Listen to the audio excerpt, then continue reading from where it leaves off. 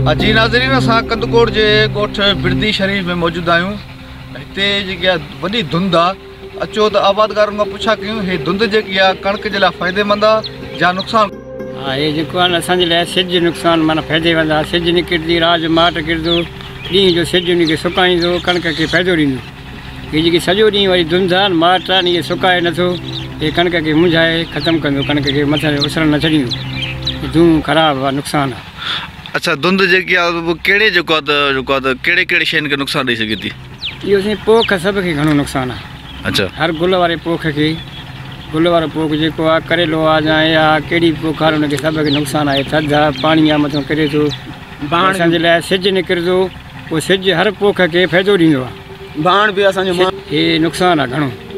अच्छा, ॿियो माकड़ मुल्क खे अॻे कणिका सारियूं असांजा न थिया, उहो पापड़ थी विया सॼा। वरी कणिक आहे, कणिक में धूं आहे, कणिक बि उसरे नथी, उते ई उते बीठी आहे। हे सिज खां सवाइ का बि फ़ाइदो हिन में नथो अची सघे। महांगा लॻा पिया आहिनि, ग़रीब माण्हू, बेरोज़गारी, हर शइ महांग शहर में लॻो पिया। वञूं था त 1000 रुपये में चढ़ी 500 में सौदी मिले थी, कमायूं 500 जो सौदी खाऊं। ॿिया बीमारी बड़ियूं, ज़माना, शादियूं, गमियूं, अलदा। गवर्नमेंट को कहिड़ो मुतालबो कंदो? जेको छा मुतालबो कंदो गवर्नमेंट को? जेको गवर्नमेंट सस्ता ई करे असांजे लाइ, मज़ूरी असांजा वधाए। ग़रीबनि जी मज़ूरी आहे 500 रुपया 400 रुपया मज़ूरी लॻो पिया। शहर में वञूं त 400-500 में कुझु मिले ई नथो। उहो असां सॼो ॾींहुं हणी कमाए कमाए शाम जो घर जी भाॼी पूरी न थिए, बीमारी पड़ी, ॿारनि जो सौदो आहे, कपिड़ो आहे, काॾूं कयूं।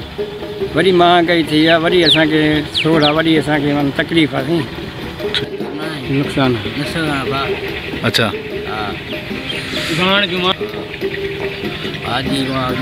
अच्छा, जेकी धुंध पए थी, ये नुक़सानकार आहे, कणिक जे लाइ ख़ासि फ़ाइदेमंद आहे? नुक़सानु आहे कणिक में, धुंध कणिक में नुक़सानु पैदा थींदो। चिटको फ़ाइदो आहे, सही आहे। बि आहे ज़ाहिरी में, जेकॾहिं सिज निकितो त पोइ चिटको निकितो त पोइ फ़ाइदेमंद आहे। जे सिज न निकिरे थो त पोइ नुक़सानकार आहे, पोइ कणिक खे जेको आहे उपत करणु न ॾींदी। ऐं मालिक करे असांजो गवर्नमेंट, सिंध गवर्नमेंट खे इहो अपील आहे त असांजा जेके सड़ी तबाह थी चुको, मुकमिल उहो पापड़ थी वियो। ग़रीब जेके आहिनि त उहे सारियुनि जा ख़र्च बि बर्दाश्त करे न सघिया आहिनि, ऐं वाणिया पंहिंजा व्याज ऐं भाण दवाउनि जा पैसा ख़र्च लिखियूं वेठा आहिनि। ग़रीब अवाम ॾाढी नुक़सान में आहे, तमामु तकलीफ़ में गुज़रे थी। कंहिंखे अटो बि खाइण जे लाइ घर में न आहे। हिन वक़्तु असांजो सिंध गवर्नमेंट खे इहो अपील कयूं था त महिरबानी करे पंहिंजे भाण खे मुफ़्त ऐं फ्री कयो वञे, त अवाम जेको आहे सुख जो साह खणंदी। तव्हांजो वॾो शुक्रगुज़ार रहंदुसि, वॾी महिरबानी।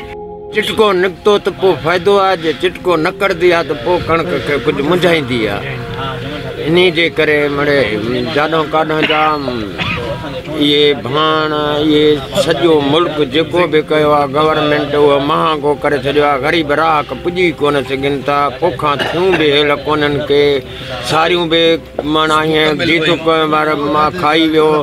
मां कणिक खे बि माकड़ चिंबड़ी पई आहे थी। गवर्नमेंट बि जेका बि हिन जा आहिनि उहे असास आहे, सभु महांगा करे छॾिया आहिनि। इन ते ग़रीब राहक पुॼी कोन सघनि था, ज़मीनदार थकी पिया आहिनि था। असां अर्ज़ु कंदासीं त इहे असांजा जेका भाण आहिनि, इहे त कुझु सस्ता को त कुझु ग़रीब को सुख जो साह त खणनि। असां गवर्नमेंट खे इहा अपील कयूं था त हिन साल सारियूं बि वञूं, कणिक खे बि माकड़ आहे। हिन त बहितरीनु आहे, पर हुन सां गॾु सिज हुजणु ज़रूरी आहे। धुंध खां बाद सिज हिन खे वॾो फ़ाइदेमंद आहे। जो घणी धुंध हूंदी त पोइ फसल रुकिजी वेंदो, उहो वधो न कंदो, उहो अन्न बि न कंदो, घटि अन्न कंदो।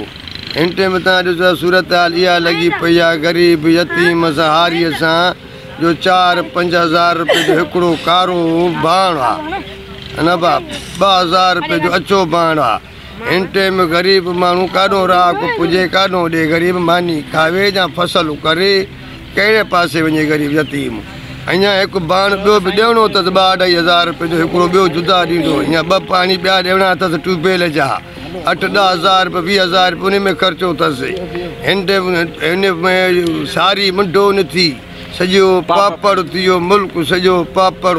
काश हारी ग़रीबनि खे रुपयो न बचियो आहे। अञा कर्ज़ आई आहिनि ग़रीबनि वाणियुनि जा। हिन टाइम बि वाणिया रोज़ दर ते अचनि था ग़रीबनि ॾे कर्ज़ खां। हिन टाइम हुजे ग़रीबनि खे त कर्ज़ु ॾिनी। या सिंध हुकूमत खे सही मुराद अली शाह खे अपील आहे त इहे कुझु न कुझु शयूं घटि कनि, जेकियूं ज़राई शयूं आहिनि। खंड चांहि आहे इहे ज़रूरी शयूं आहिनि ग़रीब काॾो पहुतो बा एॾी महांगाई पिजो हूंदी त ग़रीब जो जीअण जंजाल थी वियो आहे अॼु ताईं तव्हां ॾिसो त हिन ग़रीब ॿारियाड़ी में तव्हां यतीमनि खे ॾिसो त कपिड़ो या जर्सी बर्सी कान्हे का ग़रीब ईअं फिरदा वता आहिनि जो हुजे कंहिंखे पैसो त उहो बचनि खे न वठी ईंदो पंहिंजनि खे ख़ैर सां असांजी अपील आहे पंहिंजे साईं मुराद अली शाह खे सिंध सेक्रेटरी ज़रायत खे त महिरबानी करे इन्हनि शयुनि ते गौर ऐं फ़िक्रु कयो त ग़रीब खे छा बचे थो या ग़रीब खे छा नथो बचे कल्ह भट्टा साहिब जी बि तकरीर हुई पंहिंजी त मूंखे हेठे तबिके जो ख़्यालु रखिणो आहे मां पाण बि ज़मीदार आहियां कल्ह इंटरव्यू भुटे साहिब जो त मां पाण बि ज़मीदार आहियां पर मूंखे नंढे ज़मीदारनि जी हारियुनि जो ॾाढी तकलीफ़ थिए थी मां उनजे लाइ मुस्तक़बिल भलो को सोचां उन जे लाइ मूंखे इहा सज़ा ॾिनी थी वञे पर असांखे अहिड़ी सज़ा न ॾियो भाउ ग़रीब यतीमनि जो ख़्यालु कयो मौलाइनि जो ख़्यालु कयो त बच्चा कीअं पालनि ग़रीब कीअं उथी वेही करनि रिज़्क़ कीअं हलाइनि महिरबानी थींदी साईं मुराद अली शाह खे अपील आहे बादशाह सिंध पूरी हुकूमत खे